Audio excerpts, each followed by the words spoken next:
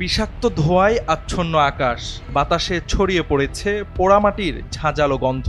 ধোঁয়াযুক্ত আকাশ ও ঝাঁঝালো গন্ধের মতোই হয়ে উঠেছে কিছু শিশুর শৈশব ও ভবিষ্যতের রূপরেখা। বলছি বরগুনার কুমড়াখালী এলাকায় ইটের ভাটায় কাজ করা অসংখ্য শিশুর কথা।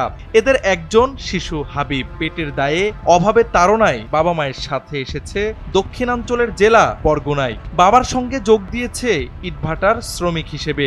থাকতে হবে আগামী 6 মাসেরও বেশি সময়। যে বয়সে দুরন্তপনায় মেতে থাকার কথা, দুপুরের ভাত ঘুম শেষে বন্ধুদের সঙ্গে ঘুড়ি উড়ানো কিংবা সন্ধ্যায় পড়ার টেবিলে ভবিষ্যতের স্বপ্ন বোনার কথা, সেই বয়সে হাবিবের কোমল কাঁধে চেপেছে সংসারের ভারী বোঝা।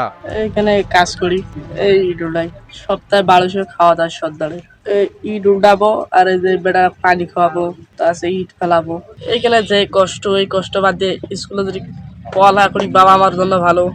হাবিবের মা বলছেন, ছেলেকে হাফেজ বানানোর ইচ্ছা থাকলেও সামর্থ্যের কারণে পড়াশোনা করাতে পারছেন না। আমি বাবু পেয়ারে থাকতে গেছি, আল্লাহ আমার বাবু যে প্রথম যে বাবু বাচ্চা আসে তা আমি এই এক হাফেজ বানাবো, অনেক আশা আছে। এখানে তো অভাব ও বীজের কারণে নিয়ে বাবুরে নিয়ে আইছি। যে স্বাস্থ্য থাকতো লেখাপড়া করার মতন স্বাস্থ্য থাকতো অবশ্যই লেখাপড়া করাইতাম।